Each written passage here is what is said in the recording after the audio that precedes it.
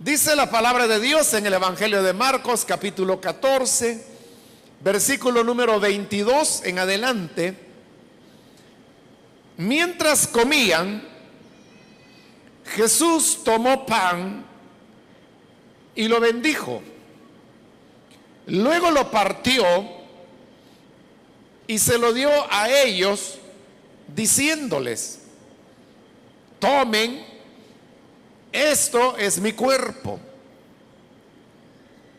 Después tomó una copa, dio gracias y se la dio a ellos, y todos bebieron de ella.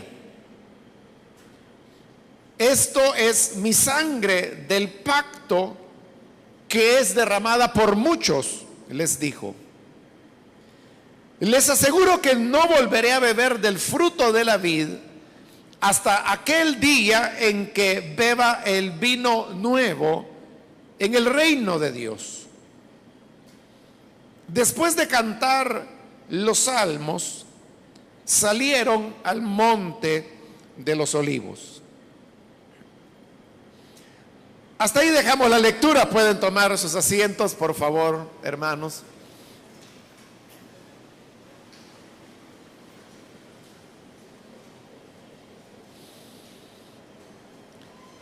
En la continuación del estudio que estamos desarrollando en este capítulo 14 del Evangelio de Marcos, recordará que en la última oportunidad vimos cómo el Señor Jesús, estando ya en la cena pascual, reveló o manifestó a sus discípulos que uno de ellos habría de traicionarle.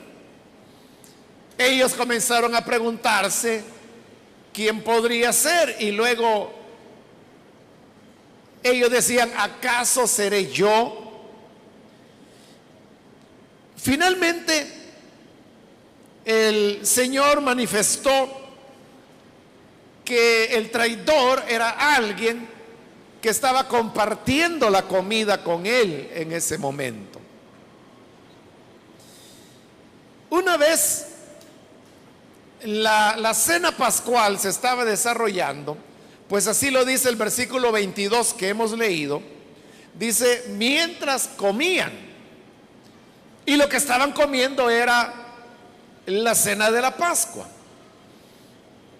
que recordaba la salida del pueblo de Israel de la esclavitud de Egipto. Siempre en la cena pascual había una persona que se le daba el nombre de anfitrión, porque siempre era un hombre.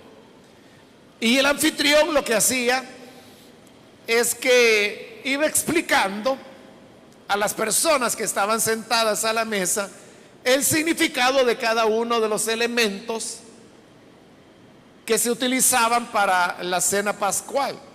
El anfitrión normalmente era el padre de familia.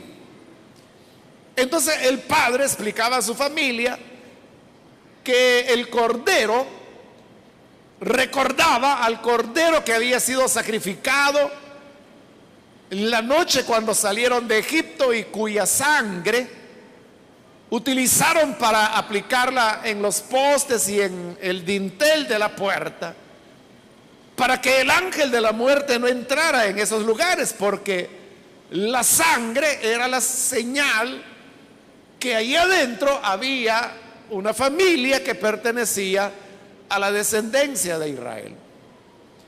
Pero además también en la cena pascual se comía pan sin leudar. Era lo que se llamaban los panes ácimos. Y el padre de familia o anfitrión explicaba que estaban comiendo panes sin levadura, porque eso exactamente es lo que ocurrió, que la salida del pueblo de Israel de Egipto fue a la medianoche, y los panaderos todavía no le habían colocado la levadura a la masa, y como la salida tuvo que ser apresurada porque así lo pidió el faraón, Entonces no le pusieron la levadura y comieron el pan sin leudar. Pero además la cena pascual también se acompañaba de hierbas amargas, y esto lo que significaba era el dolor y el tormento que ellos habían experimentado todos esos años que fueron esclavos en Egipto. Por el relato que tenemos acá, vemos que el anfitrión de la cena pascual en esta ocasión fue el Señor Jesús. Pero mientras estaban comiendo la cena pascual, porque era una cena, hay un momento en la cual el Señor introduce un elemento totalmente nuevo que no era parte de el rito o el orden en la cual se desarrollaba la cena pascual. Lo podemos ver cuando dice el versículo 22: mientras comían, Jesús tomó pan y lo bendijo. En la cena de la Pascua, el anfitrión bendecía a Dios al inicio de la cena pascual y luego lo hacía también al final. Pero en medio de la cena pascual no había más bendiciones, pero es lo que Jesús ahora hace, que toma el pan y lo bendice. Entonces esa bendición estaba fuera de la ceremonia o la liturgia, digamos, en que se desarrollaba la cena pascual, lo cual indicaba que era algo nuevo lo que el Señor estaba haciendo. Y lo que Él hará es que Él va a instituir ahí lo que posteriormente va a recibir el nombre de la cena del Señor, que es una ceremonia que el Señor estableció para que fuera recordada y celebrada por todos los creyentes a lo largo de los tiempos. Esa, hermanos, es una diferencia fundamental que el Evangelio tiene con respecto al judaísmo y con respecto a muchas religiones que existen y han existido en la civilización humana. Si lo vemos en relación al judaísmo, dentro del judaísmo había muchas ceremonias. Había ceremonias de lavamientos, había ceremonias de sacrificios. Por eso es que el libro de Levítico es un libro que a veces resulta tedioso leerlo, porque iba describiendo cómo había que proceder cuando era un sacrificio, cuando era un holocausto, cuando era una ofrenda de paz, cuando era una ofrenda por el pecado, cuando era el sacrificio el día de la expiación. Cada uno era diferente porque eran ceremonias distintas, pero cada una de ellas era una ceremonia. Si era un becerro, era un tipo de ceremonia. Si era un cordero, era otro tipo de ceremonia. Si era un ave, era otro tipo de ceremonia. Si era harina, era otro tipo de ceremonia. Si era aceite, era otro tipo de ceremonia. Es decir, había muchas ceremonias. Luego venían también las ceremonias que tenían que ver con la purificación. La ceremonia dependía de qué era lo que la persona quería purificarse. Si era un pecado, si era de lepra, si era de haber tocado algo inmundo, si era de haber tenido un pariente que había fallecido, si era la mujer por haber dado a luz, si era porque la mujer terminaba su periodo menstrual, si era porque el hombre había tenido emisión de semen. Es decir, había una cantidad de ceremonias. Todo esto que le estoy mencionando, para cada una de esas cosas había una ceremonia y había procedimientos que seguir. En el perdón de pecados, el sacerdote tenía que tomar la sangre del sacrificio y tenía que aplicarla en el lóbulo derecho de la oreja de la persona que ofrecía el sacrificio, en el pulgar de la mano derecha y en el pulgar del dedo del pie derecho. Después tenía que aplicarle aceite en los mismos 3 lugares. Entonces, había muchas ceremonias. Pero cuando el Señor viene con su evangelio, hay una abolición de todas las ceremonias. El Señor las cancela todas y solamente deja 2 ceremonias. Una de ellas es el bautismo en agua, porque al resucitar es que el Señor Jesús dijo: vayan por el mundo y prediquen el evangelio a toda criatura, hagan discípulos a las naciones, bautizándolos en el nombre del Padre y del Hijo y del Espíritu Santo. Entonces esa es una ceremonia, el bautismo en agua, ceremonia que se realiza una vez en la vida de las personas, porque una vez es que el creyente muere al pecado y resucita a la nueva vida con Cristo. Eso no se puede repetir. Por ello, hermanos, es que el creyente practica la ceremonia del bautismo, pero una vez en la vida. Ahora, en el caso de la cena del Señor, que es lo que Jesús está estableciendo acá, esa es una ceremonia que se puede hacer muchas veces en la vida cristiana, porque el propósito fundamental de la cena del Señor es recordar el sacrificio del Señor. Y el Señor quiere que recordemos todo el tiempo. Usted podría decir: ¿y yo cómo me voy a olvidar que Cristo entregó su vida por mí? Por supuesto que no se le va a olvidar. Pero cuando Jesús hablaba de recordar, Él se refería a una recordación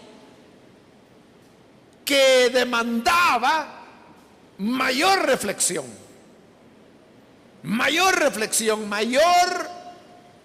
nivel de consideración en los diversos elementos y del significado que tiene la muerte del Señor.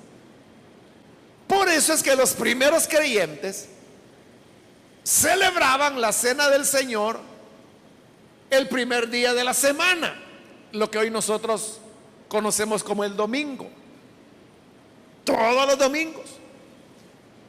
Y hay iglesias que lo hacen así, lo celebran todos los domingos y está bien. Otras iglesias tienen un tiempo más distanciado, como en el caso nuestro, que la cena del Señor más o menos viene siendo cada mes.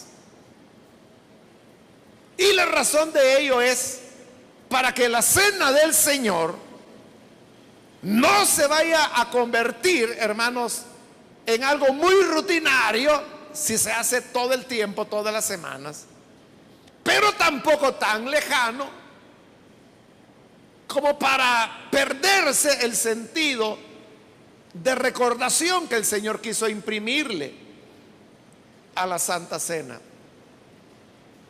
Entonces vea, dentro del cristianismo no hay más ceremonias que el bautismo en agua y la cena del Señor. nada más. En el judaísmo ya le dije que había cantidad de ceremonias. Y lo mismo es en otras religiones. El ejemplo más cercano que nosotros tenemos culturalmente es la Iglesia Católica Romana. La Iglesia Católica tiene diversos ritos, tiene 7 sacramentos, que son el bautismo en agua, la confirmación, la primera comunión, la confesión, el matrimonio, la ordenación sacerdotal, y me falta alguno que ahí me voy a acordar después. Entonces, esos son 7 sacramentos que la iglesia celebra, la Iglesia Católica. Pero además de eso, hay otros ritos. La misma misa o sacrificio de la misa, como se le llama dentro de la Iglesia Católica, que es, hermanos, un rito universal, es decir, que igual es la misa en Centroamérica, que en Europa, que en África, que en Asia, que en cualquier lugar del mundo. Es el mismo ciclo y la misma enseñanza, porque todo es siguiendo el calendario litúrgico católico romano. Es decir, que el tema o las lecturas bíblicas que se hacen determinado domingo se hace en todas las parroquias de todo el planeta de la Iglesia Católica. Pero usted puede ver que hay muchos ritos, diversas ceremonias. Pero dentro de la Iglesia evangélica no es así. ¿Por qué razón? Porque esa es la esencia de lo que significa ser evangélico. La esencia de lo que significa ser evangélico es que podemos venir delante del Señor de manera directa. No necesitamos la mediación de ceremonias, porque cuando hay mediación de ceremonias, entonces surge inmediatamente otro elemento, y es quién celebra la ceremonia. En Israel todas las ceremonias eran realizadas por los sacerdotes, nadie más. En el catolicismo romano todas las ceremonias son realizadas por los sacerdotes. Solamente los sacerdotes pueden administrar los sacramentos. Y por eso es que dentro del catolicismo romano, el creyente católico romano no puede acercarse directamente a Dios. Tiene que hacerlo a través de la mediación de la iglesia. Y la iglesia es entendida por la estructura sacerdotal que la Iglesia Católica tiene. Un creyente no puede tener perdón de pecados si no lo confiesa un sacerdote. Necesita del sacerdote, necesita del sacramento. Por eso le llaman sacramento, porque para ellos el sacramento en sí transmite un grado de gracia a la persona que lo recibe. Pero para el evangélico no es a través de un sacerdote o a través de un pastor, no es a través de ninguna ceremonia, no es a través de ninguna liturgia, sino que si usted necesita acercarse a Dios, pues mi hermano, acérquese, vaya y dígale a Él lo que tenga que decirle. Necesita perdón de pecados, vaya al Señor y dígaselo a Cristo. Necesita fortaleza, vaya a Dios y dígaselo a Cristo. Esa es la diferencia. Y por eso es que Jesús abolió todas las ceremonias. Entonces recuérdelo, dentro del cristianismo no hay más ceremonias que el bautismo en agua y la cena del Señor, que es la que nos menciona el pasaje que hoy estamos considerando. Entonces, que no lo engañen, hermano, diciendo que habrá no sé qué ceremonia y que van a hacer no sé qué y que hay que entregar no sé cuántas monedas. O sea, nada de eso es parte de la fe cristiana. Jesús viene y tomó pan, lo bendijo y luego lo partió y se los dio a sus discípulos, diciéndoles: tomen, esto es mi cuerpo. Es decir, el Señor tomó el pan. Cuando dice pan, hermano, no piense usted en el pan que nosotros conocemos. El pan para ellos era como una especie, ¿cómo le podría decir? Era como un tipo tortilla, solo que más delgada y quebradiza, grande, que normalmente lo que hacían es que la quebraban en varias partes para poderla comer. Entonces, ese pan es el que el Señor toma,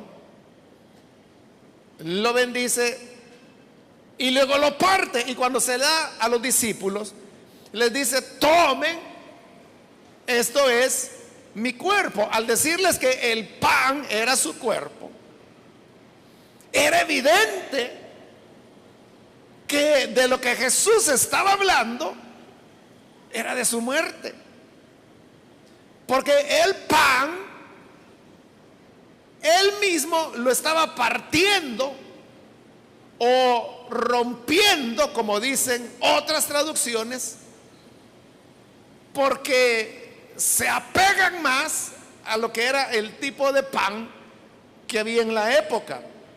Nosotros hoy no rompemos el pan, lo que hacemos es cortarlo, ¿verdad? O partirlo con las manos. Pero en la época realmente era como romperlo, como una galleta que usted rompe. No la parte, la rompe. Eso es lo que Jesús hizo. Pero en ese rompimiento o partimiento, como usted quiera llamarle, se estaba expresando que si eso era el cuerpo, si ese pan era símbolo del cuerpo, entonces era el cuerpo del Señor el que estaba siendo sacrificado. Era un anuncio de la muerte que Él habría de experimentar ya en pocas horas. El pan, entonces, es un símbolo que, como el Señor le dijo, hagan esto en memoria de mí. Marcos no menciona eso, pero los otros evangelios sí. Jesús dijo: háganlo en memoria de mí, es decir, recordándome. Pero ¿qué era lo que el Señor quería que recordaran? Eso, que Él se entregó a sí mismo, entregó su vida. Él fue muerto, Él fue molido, partido, Él fue roto, para que nosotros podamos tener la esperanza y el perdón de pecados. Luego, versículo 23 dice: después tomó una copa, dio gracias otra vez y se la dio a ellos, y todos bebieron de ella. Esto es mi sangre del pacto, que es derramada por muchos, les dijo el Señor. Vea que es interesante que cuando toma el pan, dice que tomó el pan. Pero el otro elemento era el vino. Pero no menciona vino, sino que menciona la copa. Que tomó la copa, y obviamente la copa llevaba vino, ¿no? para darla a sus discípulos. Entonces, ¿por qué la copa y no dijo vino? Porque la copa tenía un elemento simbólico, un elemento que Jesús ya había mencionado antes y que lo va a mencionar después también. La primera vez que lo mencionó es cuando la madre de los hijos de Zebedeo llegó a pedirle al Señor: cuando venga tu reino, yo quiero que me concedas algo, que mis hijos se siente uno a tu derecha y el otro a tu izquierda. Y Jesús le dijo: mira, ni sabes lo que estás pidiendo. ¿Podrán ser bautizados con el bautismo que yo soy bautizado? Sí, le dijeron. ¿Podrán beber de la copa de la cual yo voy a beber? Sí, le dijeron. Y a la hora de la hora no pudieron, ¿verdad? Pero allí el Señor hizo mención a la copa. Pero Él estaba hablando de la copa del sufrimiento que venía. Y después de la cena del Señor, Él va al monte a orar, al Getsemaní, y orando entre los olivos es cuando Jesús hace la oración: Padre, si es posible que esta copa pase de mí, pero no se haga como yo quiero, sino como es tu voluntad. Cuando Él habló ahí de la copa, otra vez estaba hablando de la copa del sufrimiento. Y por eso es que Él no habla de vino, sino que habla de copa, porque lo está relacionando con esas palabras que ha dicho y que va a decir. Que la copa es un símbolo del sufrimiento. Pero vea que Él llena la copa de vino, la bendice y luego se la da a sus discípulos y dice: todos bebieron de ella. Pero note algo importante: todos bebieron de la misma copa. Es decir que, digamos que primero tomó o bebió Pedro, que era el más impulsivo. Pedro le pasa la copa a Juan, bebe Juan. Juan le pasa la copa a Bartolomé. Bartolomé bebe y se le pasa la copa a Tomás. Tomás se la pasa a Judas, el cual también bebe. Y así la misma copa va dando la vuelta hasta que todos han bebido de ella. Así es como la iglesia cristiana al principio celebraba la cena del Señor. Todos bebían de la misma copa. Y de ahí es de donde Pablo, cuando escribe su carta a los Corintios, él sacará la enseñanza que la copa es la comunión, dice, de los hijos de Dios. ¿Por qué es una comunión? Porque todos están bebiendo de la misma copa. Yo no sé, hermanos, si usted bebe del mismo vaso de otra persona, donde otra persona está bebiendo. Yo sé que algunos lo hacen, por ejemplo, entre esposos, ¿verdad? El esposo y la esposa del mismo vaso beben, o a veces padres e hijos, pero quizás hasta ahí llega, ¿verdad? De ahí normalmente pues no se acostumbra, ¿verdad?, que uno está bebiendo de el mismo vaso de otra persona. Pero ¿por qué sí lo hace con su familia? Es porque es su familia. Hay una unidad, hay una comunión. O sea, no le estoy diciendo que lo haga, ¿verdad? Si usted quiere hacerlo, hágalo, y si no, no, ¿verdad? Pero se lo estoy poniendo como un ejemplo que, o sea, yo conozco hermanos que así lo hacen.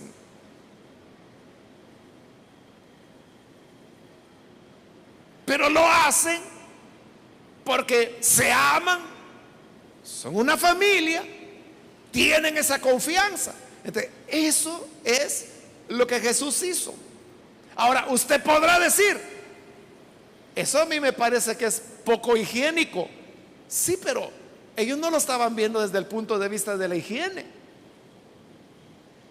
sino que lo veían desde el punto de vista de la unidad. En esto, hermanos, de andar predicando el evangelio donde a uno le invitan. Bueno, yo he estado en iglesias donde la cena del Señor la celebran todos los domingos, pero también en una ocasión, en una iglesia realmente era pequeña, ¿no? Y hubo Santa Cena y todos bebimos de la misma copa, que realmente no era copa, era un vaso. Pero todos, el vaso fue dando la vuelta por la iglesia. Entonces, es una práctica. O sea, pero eso es lo que realmente Jesús hizo con los discípulos. Ahora, lo que ocurre es que por razones prácticas, hacerlo como el Señor lo estableció resulta difícil. Mire la cantidad de personas que vemos acá. Y la cena del Señor se celebra en día domingo. Si solo tuviéramos, hermanos, una copa, que tendría que ser casi barril, ¿verdad?, para que alcance para todos. Quizás no barril, pero sí cacerola o olla, ¿verdad? ¿Cuánto tiempo nos tardaríamos en que esa olla vaya de persona en persona? Y cantando y cantando y cantando. Y seguimos cantando. Y dan las 11 y dan las 12. Y todavía va por ahí. No terminaríamos nunca. Entonces, no nos queda opción. Tenemos que utilizar una copa para cada uno. Y fíjese que para el nuevo edificio que vamos a construir, ese es un tema que ya lo pensamos. Porque el auditorio, o sea, todavía cantidad exacta de sillas que va a tener no le puedo decir, pero no va a tener menos de 11,000 sillas. Entonces, cuando celebremos la cena del Señor ahí y hayan 11,000 personas, ¿cómo se les va a dar la cena del Señor a 11,000 personas?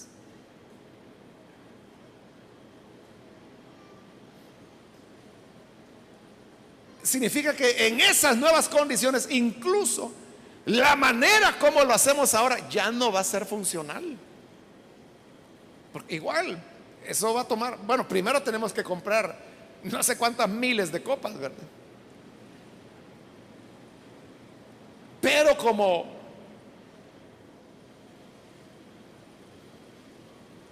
hay empresas que se dedican a eso, no aquí en el país, hay que importarlo, ¿no? Pero hay empresas que se dedican a vender ya copas que son plásticas, son desechables, donde ya viene adentro el jugo de uva, y lo venden por cajas. Entonces usted puede comprar 1,000, 2,000, 3,000, 4,000, 5,000, 20,000, 30,000, 100,000 copitas si usted quiere. Entonces, lo único que hay que hacer es destaparlas, se colocan en los azafates, entonces, y se le pasa repartiendo. O sea, no hay que servir nada, no hay que lavar nada. Entonces cada persona recibe su copita y lo único que tiene que hacer es destaparla, y cuando se da la indicación todos la beben. Y ya que la han bebido, entonces pasan de nuevo los diáconos, solo que ahora con una bolsa recogiendo, porque son desechables, no hay que lavarlas, se botan de una vez. Entonces la recoge, amarran la bolsa y a la basura. O sea, así vamos a tener que hacerlo. Con el pan es otra historia, pero otro día le cuento, ¿no? Pero esos son los pasos que hay que ir dando, hermano.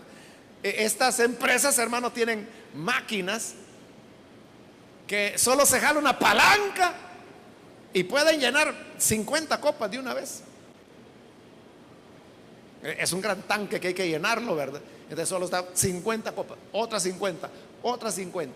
O sea, pero ni eso nos va a funcionar en un auditorio tan grande como el que vamos a tener. Pero si por razones prácticas como las que estoy mencionando no es posible que todos bebamos de una copa, que sería lo ideal, por lo menos no perdamos el sentido, no perdamos el significado, que participar de la cena del Señor es un símbolo de la unidad y la comunión que hay entre los hijos de Dios. Por eso es que Pablo dijo, la copa que bebemos es la comunión de los hijos de Dios. Entonces, cuando venimos a participar de la cena del Señor, los pensamientos que nos tienen que embargar es: Cristo murió por mí. Este pan que tengo en mi mano es su cuerpo que fue partido por mis pecados. Esta copa que voy a beber es la comunión con todos mis hermanos en Cristo. Y además es la sangre del nuevo pacto por la cual tengo la promesa del perdón de pecados. Esos son los pensamientos que hay que tener. Ahora, solo para los hermanos diáconos y diaconisas. En 1 de Corintios 11, que es donde se menciona el tema de la cena del Señor, Pablo dice que cada persona tiene que juzgarse a sí misma.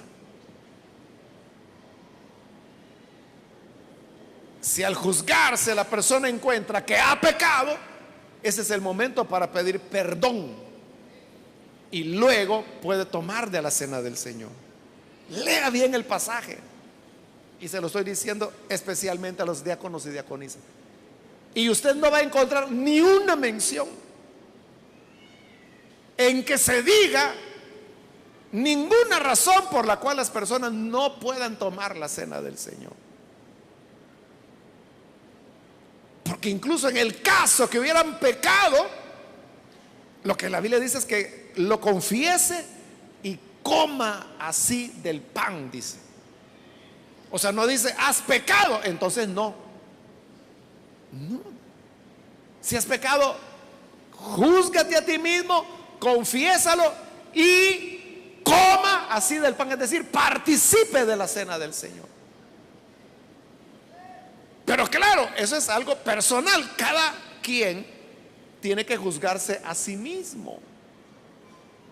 Y si usted lee bien el pasaje, se va a dar cuenta que ni allí y ni en todo el Nuevo Testamento se dice que yo tenga que juzgar a otra persona y decidir por esa otra persona.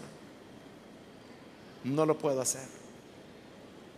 Entonces, hermanos diáconos y diaconisas, por favor, no le nieguen la cena del Señor a nadie. Porque ¿en base a qué se la va a negar? Su responsabilidad como diácono y diaconisa es ofrecer el pan a todos. Y si usted dice, es que mire, esa persona a mí no me parece creyente, usted ofrézcale. ¿Qué es el problema? Imagínese que no fuera creyente. ¿Qué es el problema que come el pan? ¿Cuál es el problema? ¿Pecará él? Si ni creyente es, lo hace en ignorancia. ¿Lo va a matar el Señor por eso? No, porque Dios sabe que lo está haciendo en ignorancia. ¿Falla usted? No, porque usted en ningún lugar dice que ni los diáconos, ni las diaconisas, ni los apóstoles, ni los pastores, nadie puede juzgar ni decidir si otra persona va a tomar o no la cena del Señor. Igual con la copa, no se la debe negar a nadie, porque entonces usted se está convirtiendo en juez. ¿Y quién lo puso por juez? Y en segundo lugar, como dice Santiago, no solo se ponen como jueces, sino que para colmo, malos jueces. Porque ¿cuál es su criterio? Dígame en qué pasaje de la Biblia se está basando para cometer semejante barbaridad. Ahora, si de verdad es una persona que es creyente, tiene conciencia y en pecado, sin confesar, toma de la cena del Señor, ¿cuál es el problema para usted o para la iglesia? Ninguno. El problema es para él, porque la palabra del Señor dice que aquellos que comen del pan y beben de la copa sin comprender que se trata del cuerpo de Cristo, juicio comen para sí. Ay, déjenlos. Si ellos quieren comer juicio, es cosa de ellos.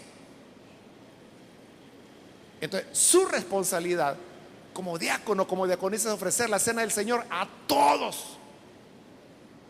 El que toma de la cena del Señor mal, Dios se va a encargar de él. No se preocupe, Dios está vivo, no se ha muerto para que usted le ande haciendo los mandados a Dios.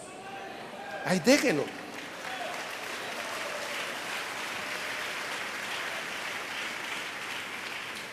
Y si está bien, ¿qué a usted?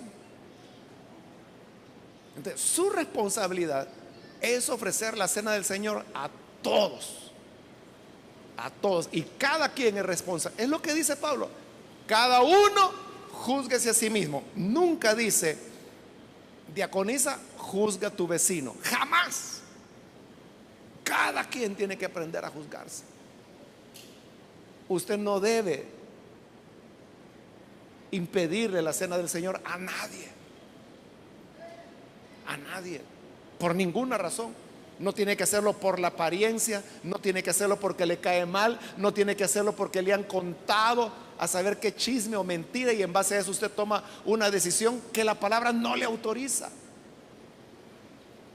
La cena del Señor tiene que ser ofrecida a todas las personas, y cada persona decide si la toma o no. El que decidió conforme a la palabra, bendición recibe, y el que decide en rebelión a la palabra, hay un Dios que está vivo y se va a encargar de eso. No hay problema de nada.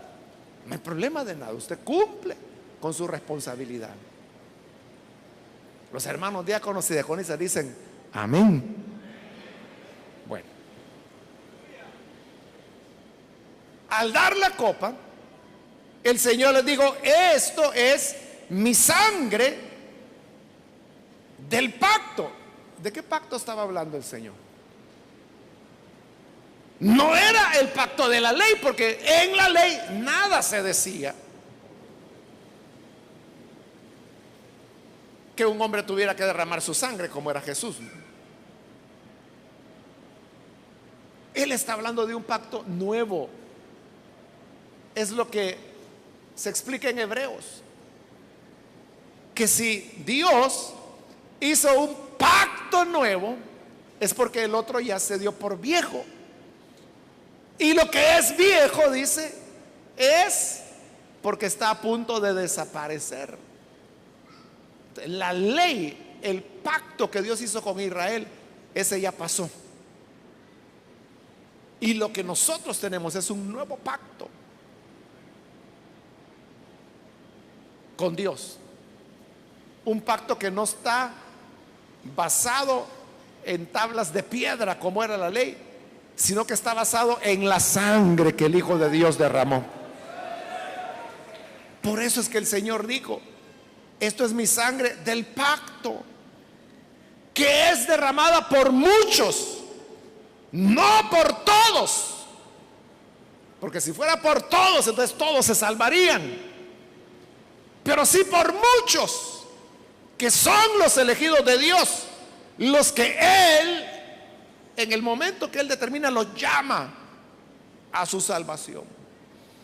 Y en el versículo 25 les dice: les aseguro que no volveré a beber del fruto de la vid hasta aquel día en que beba el vino nuevo en el reino de Dios.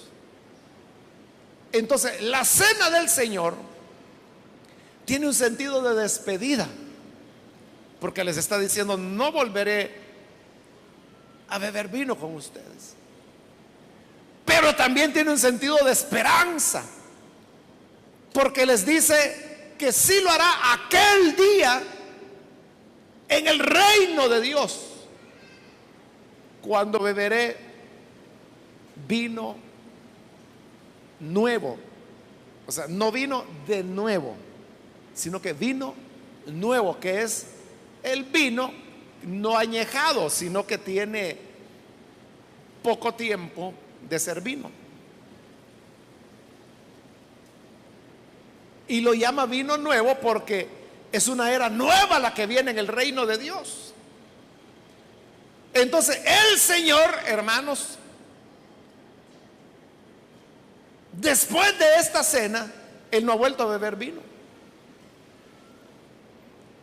Pero esperamos la venida del reino de Dios, cuando en la cena del Cordero Él vuelva a beber vino nuevo con nosotros en el reino de Dios. En la iglesia, hermanos, a la cual el Señor en su misericordia me llamó al Evangelio, no fue en el IM todavía no había nacido en el país. Pero esta era una iglesia donde la cena del Señor también se celebraba una vez al mes. Pero en esta iglesia ponían una mesa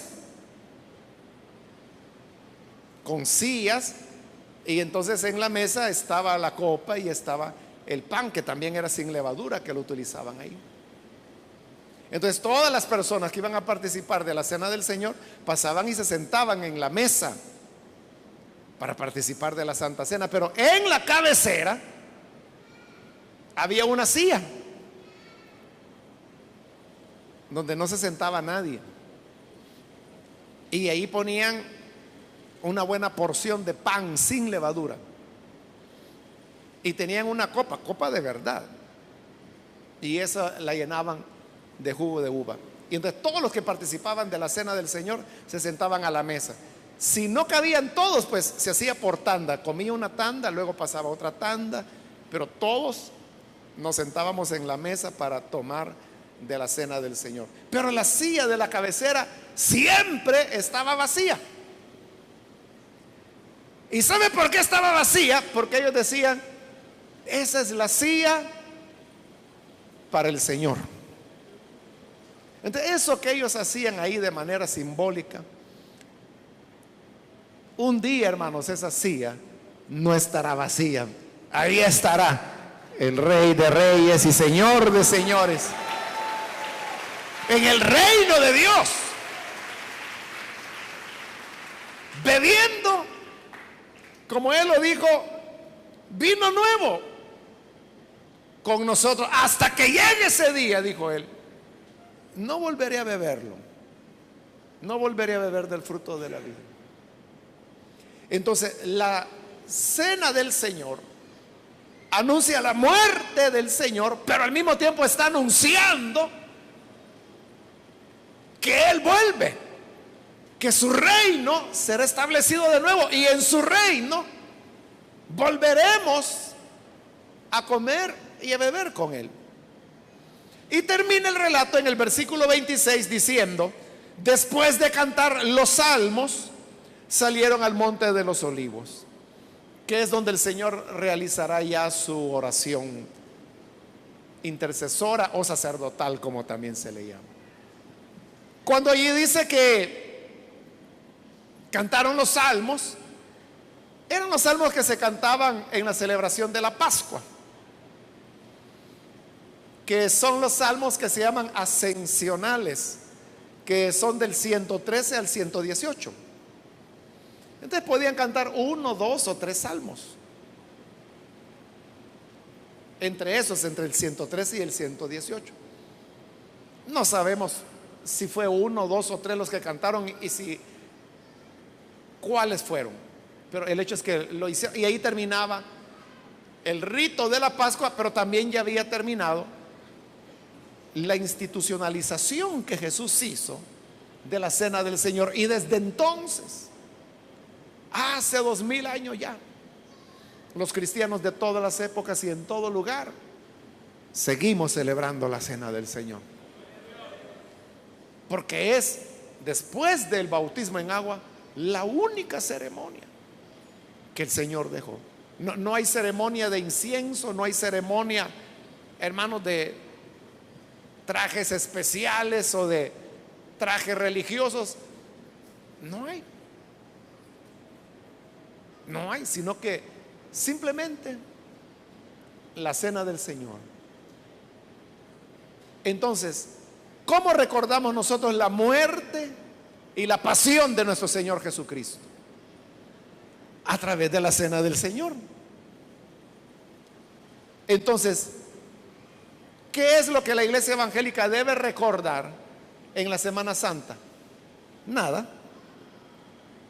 Nada, porque Jesús no dijo que había una semana en el año que había que recordarlo. No, Él dijo, todas las veces que coman de este pan y todas las veces que beban de esta copa, háganlo en memoria de mí. No tenemos que esperar que llegue marzo o llegue abril, sino que todas las veces que participamos de la cena del Señor, estamos recordando la pasión y la muerte de nuestro Señor Jesucristo. Pasión y muerte por la cual tenemos el perdón de pecados. Perdón de pecados que se ofrece a todos aquellos que creen en la obra redentora que Él hizo. Vamos a orar, vamos a cerrar nuestros ojos. Y teniendo así nuestros ojos cerrados, yo quiero hacer una invitación para las personas que todavía no han recibido al Señor Jesús como su Salvador. Pero si este es su caso, yo quiero invitarle para que usted no deje pasar la oportunidad y que el día de hoy pueda creer en la gran salvación que el Señor Jesús ha venido a traer. Si alguna persona, algún amigo o amiga que por primera vez necesita venir para creer en el Hijo de Dios, yo le invito para que en el lugar donde usted se encuentra se ponga en pie en señal que desea recibir al buen Salvador. Y nosotros vamos a orar por usted. Cuando Jesús les dio el pan y les dijo, coman, esto es mi cuerpo, significa que tenemos que apropiarnos personalmente de esos sacrificios que el Señor hizo. Así como nadie puede comer por usted, nadie puede creer por usted tampoco. Si una persona come, le aprovecha al que come, no le va a aprovechar a nadie más. De igual manera, el que cree, le aprovecha al que cree. Por eso usted necesita creer. Muy cristiana y santa puede ser su madre. Muy cristiano y santo puede ser su padre, su abuelo, su abuela, su hermano, sus hijos. Pero usted necesita comer del cuerpo y beber de la sangre del Hijo de Dios. Tiene que ser una apropiación personal. Necesita hacerlo, póngase en pie. Ahí en el lugar donde usted se encuentra, con toda confianza, póngase en pie para que podamos orar por usted. ¿Hay alguna persona, algún amigo o amiga que necesita venir al buen Salvador? Hoy es su oportunidad. Póngase en pie, crea en el Hijo de Dios. Él dijo, esto es mi sangre del nuevo pacto, que por muchos es derramada. Sea usted uno más de esos muchos. De esos muchos que la sangre del Hijo de Dios les ha limpiado y perdonado. Necesita venir, póngase en pie. Venga, vamos a orar por usted. O si hay hermanos que se han alejado del Señor y hoy necesita reconciliarse, póngase en pie también. Si usted se apartó del Señor, ¿qué hace viviendo lejos de Él? ¿Qué provecho ha recibido de ello? Solamente cuando creemos en el buen Salvador es cuando tenemos paz en nuestro corazón. ¿Quiere reconciliarse? Póngase en pie. Cualquier hermano, hermana que necesita reconciliarse, venga, venga hoy, que el Señor le espera. Muy bien, aquí hay una persona, Dios lo bendiga, bienvenido. Alguien más que necesita pasar, ya sea que es primera vez que se entrega al buen Salvador o se reconcilia, póngase en pie y venga, vamos a orar por usted. ¿Hay alguna otra persona? Le invito para que pueda venir.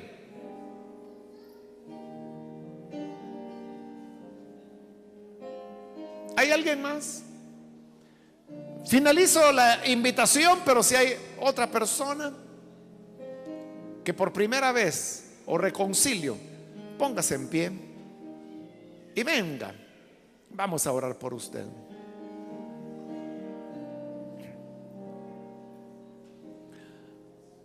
A usted que nos ve por televisión, también le invito para que no deje pasar esta oportunidad. Únase con nosotros y reciba al Señor Jesús como el pan de vida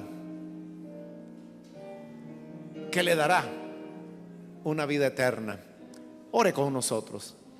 Padre, te damos las gracias por las personas que están aquí al frente, por aquellos que a través de televisión se unen a esta oración, los que lo hacen a través de la radio y cualquier otro medio que tú permitas, para que tu palabra llegue y sea escuchada.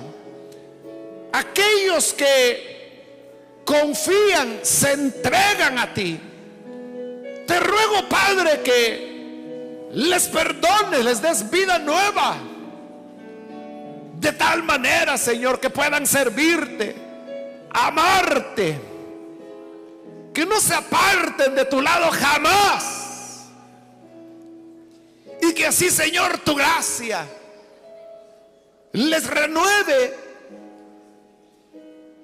Te agradecemos por el pan que a vida eterna nos hace permanecer, por la copa, símbolo de tu sangre, por la cual tenemos perdón de pecados. Gracias te damos, Señor, por Jesús nuestro Salvador. Amén y amén. Bendito sea Dios.